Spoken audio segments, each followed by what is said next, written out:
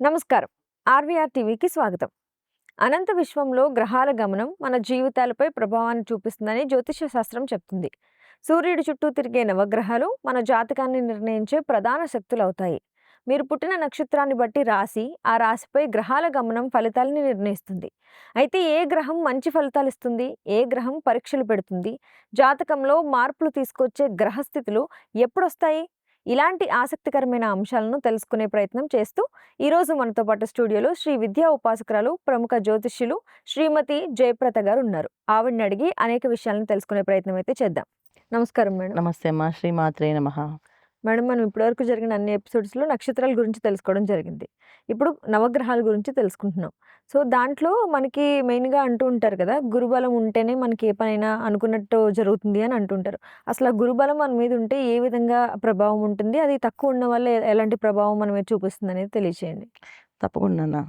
ఏ జాతకానికైనా మనకు కావాల్సింది ముఖ్యంగా ఉండవలసింది గురుబలమే. అవును. జాతకంలో గురుబలం తక్కువ ఉంటే వాళ్ళు భూమి మీద నిలబడడం కష్టమే అని చెప్తారు. మ్హూ. సో గురుబలము, చంద్రబలం ఈ 2 బలాలు లేవంటే ఆ శిశువు భూమి మీద నిలబడుతుందా లేదా అని భయపడతారు. సో అందుకని జాతకంలో పుట్టగానే ఏ నక్షత్రంలో పుట్టారు వీళ్ళు, ఏ రాశి అయింది, వాళ్ళకి జాతకం ఎలా ఉంది అని సింపుల్గా, అంటే మొత్తం జాతకం చూడరు కానీ ఆ వింశోదయ దశ ఏదైతే ఉందో చూస్తారు అనమాట.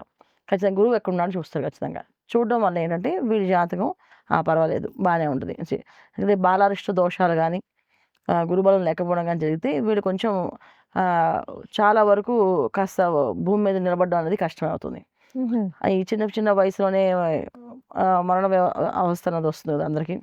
చనిపోవడం కానీ వెళ్ళిపోవడం కానీ ఉంటుంది కదా. ఇలాంటివన్నీ కొన గురుబలం తక్కువ ఉంటే జరుగుతాయి అన్నమాట. మ్హూ. అందుకని ముఖ్యంగా మనకు కావాల్సింది జాతకంలో గురుబలం ఉండాలి. మ్. అయితే మనం ఇప్పుడు ఈ గురుబలం గురించి ఎందుకు మాట్లాడుకుంటున్నాం అంటే, జాతకం తెలిసిన వాళ్ళకి ఖచ్చితంగా చూడొచ్చు మనం.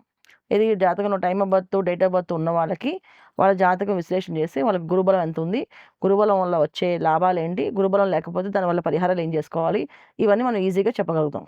ఇప్పుడు జాతకం టైమ్ ఆఫ్ బర్త్ తెలియదు చాలామందికి. నేను పుట్టిన సమయం తెలియదండి, పొద్దున్న సాయంత్రం పుట్టాను, కానీ నా జాతకంలో గురుబలం ఎలా ఉంది తెలుసుకోవాలనుకుంటే ఇప్పుడు నేను చెప్పే లక్షణాలు మీ జాతకంలో ఉంటే అది గురుబలం ఉన్నట్టు, జాతకంలో అవి మీకు ఆ లక్షణాలు లేకపోతే గురుబలం లేనట్టు. సో గురుబలం ఉంటే ఏమి జరుగుతుందో మొదట మనం చెప్పుకుందాం. ఒక జాతకం చక్రంలో గురుబలం బాగుంటే వాళ్ళకి ప్రతి ఒక్క విషయంలోని అనుకూలంగా జరుగుతుంది. ఇప్పుడు వాళ్ళు ఆ ఇంట్లో పుట్టగానే ఆ ఇంట్లో ఆ శిశువుకి ఏం కావాలో అవన్నీ జరుగుతాయి. ఎలా జరుగుతాయి అంటే, ఒక చిన్న ఇల్లు ఉంది, వాళ్ళు పుట్టడం ఏదో అదృష్టంతో గురుబలంతో పుట్టారు. సో వాళ్ళకి కావాల్సిన కంఫర్ట్ జోన్స్ అన్ని తల్లిదండ్రులు ఏర్పాటు చేసే అవకాశం ఉంటుంది. ఒక మంచి వ్యవస్థైన సో స్కూల్కి వెళ్తారు, మంచి కాలేజీకి వెళ్తారు, తర్వాత తల్లిదండ్రులకు ఆదరణ ఉంటుంది, కుటుంబ సభ్యులతో ప్రేమ అభిమానాలు ఉంటాయి. ఏం చెప్పినా వాళ్ళు మాట చెల్లుతూ ఉంటుంది. వాళ్ళని అల్లారు ముద్దుగా పెంచి వాళ్ళు ఏం చెప్పినా అదే వింటూ చేస్తూ దినదిన అభివృద్ధి. సో మంచి మంచి ఉద్యోగాలు, మంచి మంచి వ్యాపారాల్లో మంచి రాణింపు, గుర్తింపు ఉంటుందన్నమాట ఈ గురుబలం ఉన్నవాళ్ళు. సో ఏం పెట్టినా, అంటే వాళ్ళు జస్ట్ ఒక మట్టితో బిజినెస్ చేసినా సరే బంగారంలో సంపాదిస్తారు. ఇప్పుడు ఏ వ్యాపారం చేసినా సంపాదిస్తున్నా ఏంట్రా బాబు నువ్వు, దేంట్లో చేపట్టినా మీకు రాణింపు అనేది ఉంది వీళ్ళకంటాడు. సో వాళ్ళు చిన్న చిన్న వ్యాపారాలు మొదలుపెట్టి పెద్ద పెద్ద సంస్థల దాకా నడిపించగలరు. గురుబలం బాగుంటే వాళ్ళ చేతితో ఎవరికి ఇచ్చినా, వాళ్ళ చేతితో ఏది ప్రారంభం చేసినా అది అభివృద్ధి అనేది మంచి వేలో సాగుతుందన్నమాట. ఎలా అంటే వాళ్ళకి మనం తీసుకుంటే చాలా వరకు ఇప్పుడు యాక్టర్స్ని తీసుకుంటే చిన్నప్పుడు యాక్టింగ్ స్టార్ట్ చేస్తారు వాళ్ళు. ఆ యాక్టింగ్ నుంచి డైరెక్షన్ ఫీల్డ్, తర్వాత ప్రొడ్యూసర్గా, తర్వాత సినిమాలు తీయడం, తర్వాత ప్రొడక్షన్స్ పెట్టడం, తర్వాత ఒక స్టూడియోస్ కట్టడము, ఇలా ప్రతిదీ ఎలా ఎలా డెవలప్ ఆడుకుంటూ వెళ్ళిపోతుంటావు అలాగా. అలాగే ఒక సివిల్ ఇంజనీర్ కొడుకు, వాళ్ళ నాన్నగారు సివిల్ ఇంజనీర్, ఈ అబ్బాయి జాయిన్ అయిన నుంచి ఈ అబ్బాయి కూడా వాళ్ళ నాన్నగారు తీసుకొని ఒక ల్యాండ్ ఇన్వెస్ట్మెంట్ చేసి దాని నుంచి ఒక బిల్డర్గా ఎదగాలంటే కొన్ని కొన్ని వేల బిల్డింగ్స్ కట్టడానికి అవకాశం ఈ గురుబలం బాగుంటే చేస్తారన్నమాట. సో గురుబలం బాగున్న వాళ్ళ జాతకంలో మనం ఏమి చెప్పక్కర్లేదు, అదృష్టం వాళ్ళు వెంటనే వెంటాడుతూ ఉంటుంది. వాళ్ళ వెనకాతలే ఉంటుంది అదృష్టం. వాళ్ళు ఏం చేసినా సరే అదృష్టంగా జరుగుతూ ఉంటుంది, ఆ వరంలా మారుతుంది అన్నమాట వాళ్ళకి జాతకంలో. ఇది గురుబలం బాగుంటాయి. ఇక గురుబలం బాగాలేకపోతే ఇక అది చాలా కష్టమైన విషయం. గురుబలం బాగాలేకపోతే చిన్నప్పటి నుంచి అన్నిటిలోని వ్యతిరేక స్వభావం. వ్యతిరేకత ఎలా ఉంటుందంటే, తల్లిదండ్రులు మాట వినరు, వాళ్ళు నచ్చింది వాళ్ళు చేస్తుంటారు. తల్లిదండ్రులతో ఎక్కువగా పరుషంగా మాట్లాడుతుంటారు, అంటే కోపంగా ఇష్టం వచ్చినట్టు మాట్లాడడం, వాళ్ళని బాధ పెట్టేటట్టు పదాలని మాట్లాడడము, ఇలాంటివి చేస్తూ ఉంటారు. తర్వాత ఏ వ్యాపారం చేసినా కలిసి రాదు, ఏ ఉద్యోగం ఎక్కడ ఉండదు, ఉద్యోగం వెళ్తారు 2 నెలలు, 3 నెలలు మళ్ళీ మానేస్తుంటారు. ఒక ఉద్యోగంలో స్థిరత్వం ఉండదు. ఒక వ్యాపారంలో స్థిరత్వం ఉండదు. ఏదైనా పని చేస్తే స్థిరత్వం ఉండదు. వీళ్ళ డబ్బులు ఎవరికైనా ఇస్తే అవి తిరిగి రావు. వాళ్ళ డబ్బులు వీళ్ళకి తీసుకుంటే వాళ్ళు తీర్చలేరు. అంటే వీళ్ళు ఏదైనా అప్పు చేశారనుకోండి, ఆ అప్పు తీర్చరు. అప్పులా పెరుగుతూ ఉంటుంది. అదే వీళ్ళు ఎవరికైనా అప్పు ఇచ్చారనుకోండి, ఆ అప్పు తిరిగి రాదు వీళ్ళకి. హుహు. వాళ్ళు ఎన్ని సార్లు చెప్పినా తిరుగుతూనే ఉంటారు వాళ్ళ చుట్టూ. తిరిగి రాదు. సో, గురుబలం లేకపోతే పిల్లలు మాట వినకపోవడం, తర్వాత వాళ్ళల్లో వాళ్ళకి ఆర్థికమైన ఇబ్బందులనేది ఎక్కువగా ఉండడము. సో, వీళ్ళు వివాహం చేసుకున్న అమ్మాయికున్న వీళ్ళ వల్ల గురుబలం వీళ్ళకి లేదు కదా! వాళ్ళకి కూడా ఆ ఇబ్బందనేది కనిపిస్తుందట. సో, ఒకవేళ వివాహం అయితే మారుతా చావదనుకుంటారు. సో, గురుబలం బాలేని వాళ్ళకి వివాహం చేసినా సరే, ఖచ్చితంగా వాళ్ళు ఆర్థికమైన ఇబ్బందులు వాళ్ళు పడుతుంటారు. ఎన్ని పనులు చేసినా మా వారికి కలిసి రాదండి. ఎంత చేసినా మా వారికి కలిసి రావట్లేదు. ఒక మంచి ఉద్యోగం ఉండట్లేదు. ఒక మంచి వ్యాపారం చేయలేకపోతున్నాం. ఒక ఇల్లు కట్టుకోలేకపోతున్నాం. ఒక స్థలం కొనుక్కోలేకపోతున్నాం. పిల్లల విషయంలో మేము ఏది వాళ్ళని సెటిల్ చేయలేకపోతున్నాం. పిల్లలకి మేము ఏది ఇవ్వలేకపోతున్నాం. పిల్లల వల్ల ఏ ఆనందాన్ని మేము పొందలేకపోతున్నాం. అనే విషయాలన్నీ కూడా గురుబలం తక్కువ ఉన్న వాళ్ళు చేస్తుంటారు. సో, గురుబలం తక్కువ ఉన్న వాళ్ళు చేసే లక్షణాల్లో ఇంకోటేంటంటే, వాళ్ళ మాట స్పష్టంగా ఉండదు. ఎదుటి వాళ్ళు ఎప్పుడు కూడా విమర్శనాత్మకంగా మాట్లాడతారు. ఏం హ్మ్. చేసినా వీడు చేసేదేముంది, వాడికేం రాదు, వాడెలా చెప్తాడు, వీడెలా చెప్తాడు అని చెప్పి విమర్శిస్తూ మనుషుల్ని ఎప్పుడు కూడా వాళ్ళు చేసే ప్రతి పనిలోని ఎదుటి వాళ్ళదే తప్పని చెప్తారు. ఇప్పుడు వీళ్ళు మిస్టేక్ చేశారనుకోండి, నా మిస్టేక్ అని ఒప్పుకోరు వాళ్ళు. వాడి వల్ల నేను చేశాను ఈ పని. వాడు అలా చెప్పాడు కానీ నేను చేశాను.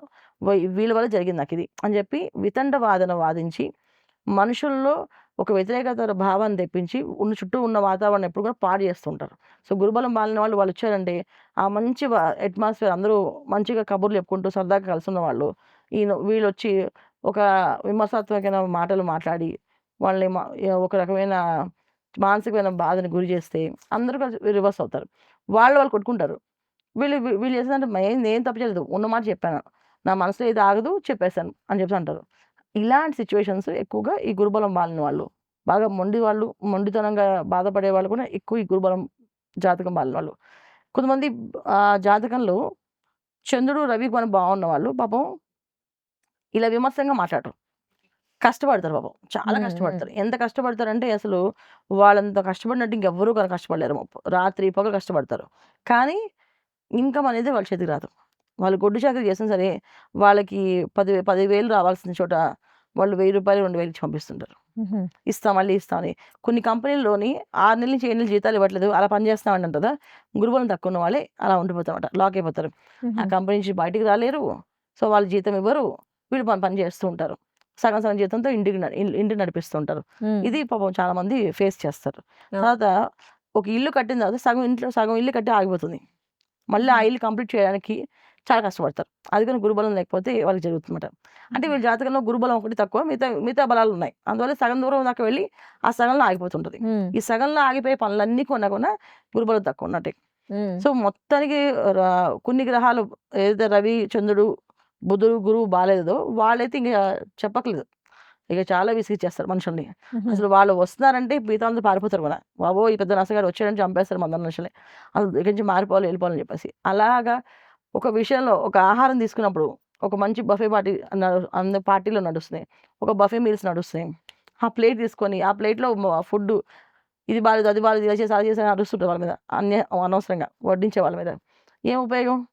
చూసే వాళ్ళందరూ డిస్టర్బ్ అవుతుంటారు. ఈ ఫుడ్ బాలేదేమో అని చెప్పేసి. ఇలాగా 4, 5 గ్రహాలు బాలేకపోతే వాళ్ళు అలా తయారవుతారు. ఒక హ్మ్. రకంగా పిచ్చివాడిలాగా మాట్లాడుతుంటారు. ఆ పిచ్చితనం తట్టుకోవడం కష్టమవుద్ది. ఆ మొండితనం తట్టుకోవడం కష్టమవుద్ది. ఇది గురుబలం లేని వాళ్ళకి జాతకంలో మరీ దారుణంగా ఉన్న వాళ్ళ పరిస్థితి ఇది. హ్మ్. మరి వీళ్ళ మ్యారేజ్ విషయం చూసుకుంటే, ఆ గురుబలం ఉంటే పెళ్లి విషయం ఎలా ఉంటుంది? గురుబలం తక్కువుంటే అదే ఎక్కువుంటే ఎలా ఉంటుంది? అంటే మ్యారీడ్ లైఫ్ ఎలా ఉంటుంది అసలు జనరల్‌గా? గురుబలం బావుంటే చక్కగా పెళ్లయిపోతుందన్న. సమయానికి అన్నీ అవుతాయి. గురుబలం అది ఒకటే గుర్తుపెట్టుకోండి. మీకు జాతకంలో గురుబలం ఖచ్చితంగా బావుంది అంటే, సమయానికి ఉద్యోగం, సమయానికి వివాహం, సమయానికి సంతానం, సమయానికి రిటైర్మెంట్ ఇవన్నీ కూడా ఎటువంటి ఇబ్బందులు లేకుండా లైఫ్ చూడండి అలా ఎళ్ళిపోతుంది. అదే వాళ్ళు పెళ్లి చేసేసుకున్నారు, పిల్లలు పుట్టేసారు, వాళ్ళు పెద్దవాళ్ళయిపోయారు. నాకింకా పెళ్ళే కాలేదని చెప్పి చాలా మంది చూస్తుంటారు. అవును. సో, వాళ్ళ పని చక్కగా అలా డెస్టినీకి చేరిపోతారు వాళ్ళు. బ్రహ్మాండంగా. అంటే అన్ని కార్యక్రమాలు చేసుకుంటారు. ఒక సిల్వర్ జూబ్లీ ఫంక్షను, ఒక షష్ఠి పూర్తి ఫంక్షను, తర్వాత చంద్రోదయం ఫంక్షను, 80 ఇయర్స్ జరిగేసే చంద్రోదయ ఫంక్షను, పూర్ణ ఆయుష్షులు, పూర్ణ ఆయుష్ ఉంటుంది వీళ్ళకి. సో, ప్రతి విషయంలో వాళ్ళ కంచంలో వస్తాయి ప్రతీదీ. వాళ్ళేది ఎళ్లి కష్టపడక్కర్లేదు. అంత ఈజీగా వస్తాయి. గురుబలం బాలేని వాళ్ళకి మాత్రం అన్నీ ఫైట్ చేయాల్సిందే. ప్రతి ఒక్క విషయం వాళ్ళు తినే మధ్యాహ్నం చేసే భోజనంతో సహా వాళ్ళు ఫైట్ చేసుకుంటే గాని ఆ భోజనం రాదు. ఇది హుహు. గురుబలం బాలేకపోతే గుర్తుపెట్టుకోవాల్సిన విషయం. మనం ఇవాళ భోజనం చేయలేదు అనంటే కూడా గురుబలం బాలేదని అర్థం. హుహు. మనం కంచెలో భోజనం రాలేదు, కరెక్ట్‌గా రాలేదంటే కూడా గురుబలం బాలేకపోతేనే ఆ మీల్స్ మనకు మంచిగా రాదనమాట. సో, అంత కష్టాలుంటాయి వీళ్ళకి గురుబలం లేకపోతే. ఒకవేళ ఈ గురుబలం మనకి మన మీద మంచిగా ఉండాలంటే మనం ఎటువంటి పరిహారాలు చేసుకుంటే బావుంటుంది? ఖచ్చితంగా ఏంటంటే గురువుల ఒక అనుగ్రహం ఎప్పుడు ఉండాలంటే దత్తాత్రేయ స్వామిని, శ్రీపాద వల్లభుల్ని, సాయిబాబాని వీళ్ళని ఎక్కువగా పూజించాలి. తర్వాత మనకి మొదటి గురువు ఎవరు అంటే తల్లి అవును. అండ్ తండ్రి. సో, తల్లిని, తండ్రిని ఎప్పుడు గౌరవంగా చూడాలి. తల్లిదండ్రుల మీద ఎప్పుడు కూడా పరుషంగా మాట్లాడడం గానీ, వాళ్ళని బాధ పెట్టేటట్టు చేతలు చేయడం గానీ, అంటే పనులు చేయడం గానీ చేస్తే, అది మనకి జాతకంలో గురుబలం ఉన్నప్పటికి కూడా సో, తల్లిదండ్రులు ఎవరన్నా బాధ పెడుతూ, తల్లిదండ్రులతో విమర్శనాత్మకంగా మాట్లాడినా, చేసే పనులు వాళ్ళని ఇబ్బంది పెట్టినా సరే, అది మన జాతకంలో గురుబలం తగ్గిపోతుంది. సో, గురుబలం ఇక్కడేంటంటే బావుండడానికి, బాలేకపోవడానికి చాలా డిఫరెన్స్ ఏంటంటే, మనం చేసే చేతల్లో గురుబలాన్ని పెంచుకోవచ్చు. నాకు జీవితంలో అదృష్టం లేదు అనంటే, ఒక గురువు కాలు పట్టుకుంటే, ఆ గురువు యొక్క అనుగ్రహంతో అదృష్టాన్ని తీసుకురావచ్చు. హుహు. అలాగే తల్లిదండ్రులని మనం ప్రేమగా చూసుకున్నా, తల్లిదండ్రులని గౌరవించినా, తల్లిదండ్రులకి ఎటువంటి ఇబ్బంది కలగకుండా మనం ప్రేమగా చూసుకోగలిగితే, గురుబలం అనేది పెరుగుతుంది. అలాగే గురువుల్ని, ఎదుటి వాళ్ళని విమర్శించకుండా, మనకొచ్చిందేదో మనం చేసుకుంటూ, వాళ్ళు విమర్శిస్తే మనకొచ్చే లాభం లేదు గనక, మనం ప్రశాంతంగా వాళ్ళని ప్రేమగా, గౌరవంగా నచ్చితే పాటించడం. నచ్చలేదనుకోండి సైలెంట్‌గా ఉండిపోవడం. దీనివల్ల ఏంటంటే గురుబలం పెరిగే అవకాశం ఉంటుంది. చాలా ఈజీగా జాతకంలో గురుబలం పెంచుకోవాలంటే గురువుల్ని ప్రేమగా గౌరవంగా ఇవ్వడం వల్ల గురుబలం పెరుగుతుంది. అలాగే దత్తాత్రేయ స్వామిని, శ్రీపాద వల్లభుల్ని, షిరిడి సాయిబాబాని కొలవడం వల్ల, ప్రదక్షిణాలు చేయడం వల్ల, ప్రతి గురువారము గుడికి వెళ్ళడం వల్ల కూడా ఈ గురుబలం పెరిగే అవకాశం ఎక్కువగా ఉంటుంది. మేడం గురుబలం గురించి చాలా చక్కటి విషయాల్ని మా అందరి కోసం తెలియజేసినందుకు ధన్యవాదాలు. నమస్తే అమ్మా. శ్రీమాత్రే నమః. చూసారుగా జయప్రద గారు గ్రహాల గురించి ఎంత బాగా వివరించారో. మీకేమైనా సందేహాలుంటే కామెంట్ బాక్స్‌లో కామెంట్ చేయండి. అలాగే మా ఆర్‌వీఆర్ టీవీని లైక్ చేయండి, షేర్ చేయండి, సబ్స్క్రైబ్ చేసుకోండి.